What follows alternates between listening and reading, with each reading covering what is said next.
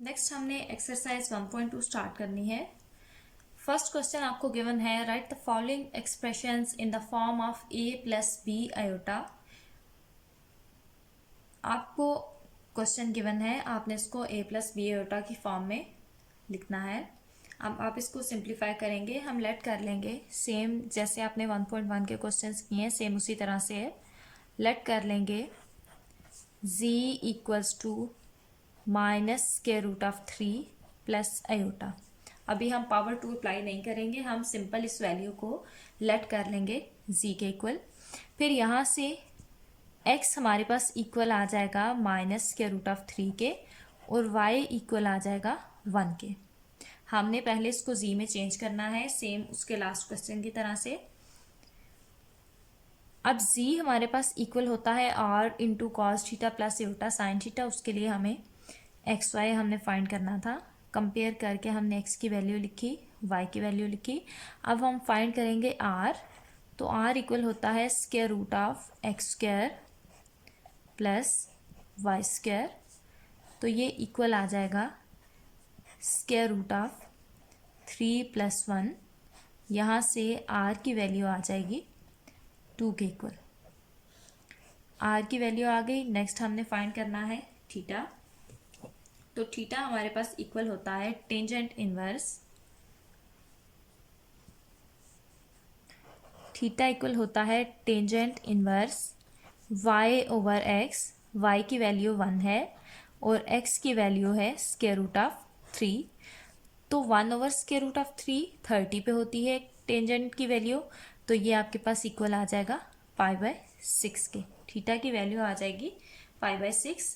लेकिन अब यहाँ पे x नेगेटिव है और y पॉजिटिव है।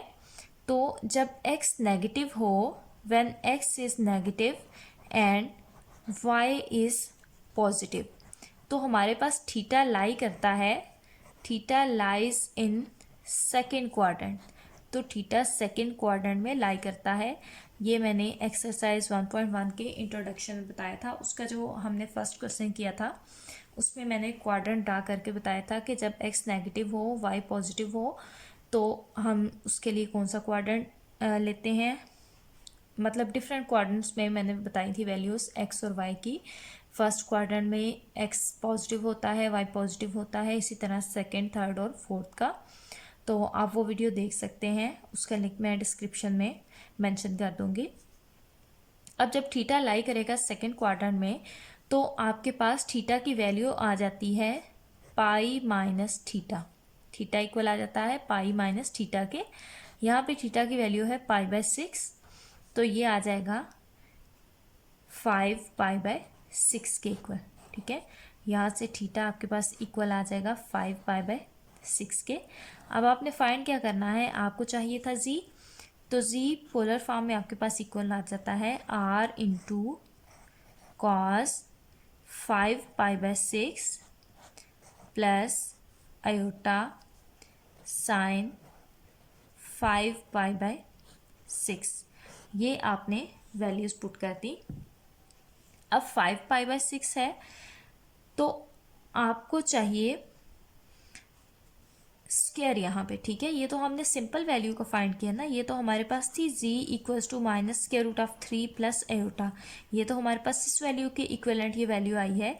हमें चाहिए था उसका स्क्वायर, तो हम क्या करेंगे, इसका स्क्वायर हमारे पास आ जाएगा minus square root of 3 plus iota का स्क्वायर इक्वल आ जाएगा 2 into cos 5 pi by 6 plus iota sine 5 pi by 6।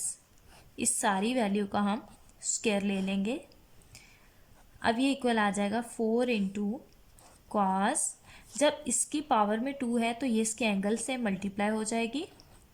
2 multiply by 5 pi by 6 plus iota sine 2 multiply by 5 pi by 6। तो ये इक्वल आ जाएगी 4 cos 5 pi bye 3 plus iota sine 5 pi bye 3। अब यह है 5 pi bye 3, तो हम इसको इस तरह से लिख सकते हैं कि cos into 2 pi minus pi by 3। 2 pi minus pi by 3 होता है 5 पाई बाय 3 के इक्वल, और ये हमारे पास cos into 2 pi minus theta की आइडेंटिटी बन जाती है, इसलिए हमने यहाँ पे आइडेंटिटी यूज़ करनी है ताकि एंगल हमारे पास थोड़ा सिंप्लीफाइड फॉर्म में आए। यहाँ पे भी हम लिख लेंगे 2 पाई माइनस पाई बाय 3। अब ये इक्वल आ जाएगा 4।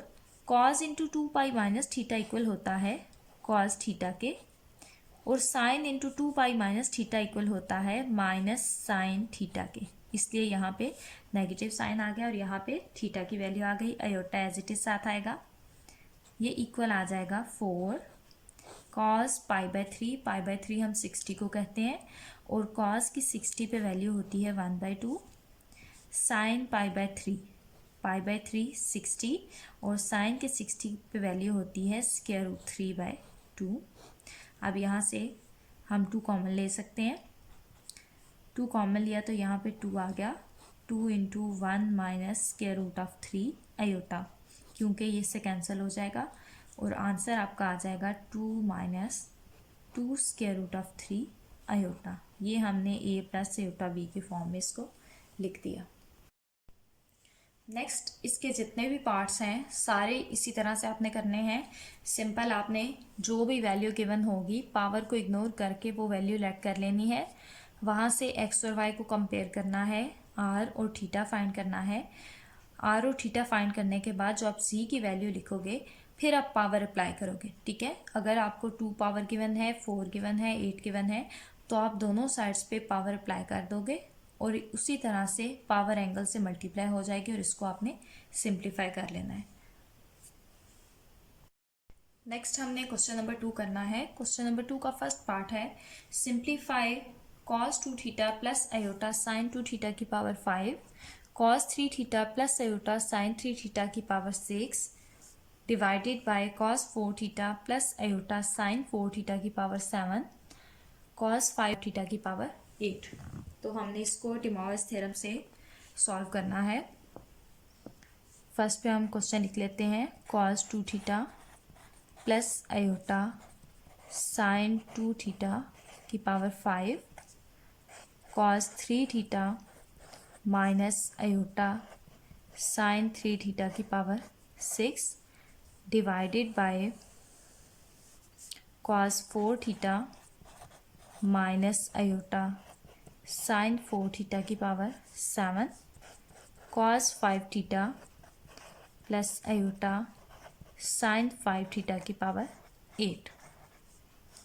अब डिमॉर्गन्स थ्योरम ये है कि अगर आपके पास कोई एंगल के साथ कोई नंबर मल्टीप्लाई हो रहा है तो वो हम उसकी पावर में लिख सकते हैं, और अगर कोई पावर में है तो वो हम उसके एंगल के साथ मल्टीप्लाई कर सकते हैं। अब देखें यहाँ पे 2 है तो हम इसको लिख सकते हैं cos theta plus iota sine theta की पावर 2, ये हमने इसकी पावर में लिख लिया। इसी तरह से यहाँ पे कॉस 3 थीटा है तो हम इसको लिख सकते हैं -3 theta, -3 multiply by theta plus iota sine into -3 multiply by theta. ये हमने -3 क्यों लिखा, क्योंकि हमारे पास जो डिमॉर्गन्स थ्योरम है उसके इन दोनों वैल्यूज़ के मिड में पॉजिटिव साइन है, नेगेटिव नहीं है। इसलिए अगर हमारे पास इस तरह से नेगेटिव साइन होगा तो हमने उसको पॉजिटिव में चेंज करना है। ये नेगेटिव साइन हमने साइन के एंगल में लिख लेना है, और कॉस के साथ भी हमने नेगेटिव साइन लिख लेना है, क्योंकि कॉस नेगेटिव साइन को एब्जॉर्ब कर लेता है। और हम इस तरह से लिख सकते हैं कॉस 3 थीटा इक्वल होता है कॉस इंटू -3 थीटा के। इसी तरह से मैं लिखूंगी cos 4 -4 theta minus plus iota sine into -4 theta इसकी पावर 7। नेक्स्ट ये लिख लूँगी cos theta plus iota sine theta की पावर 5 और होल की पावर 8।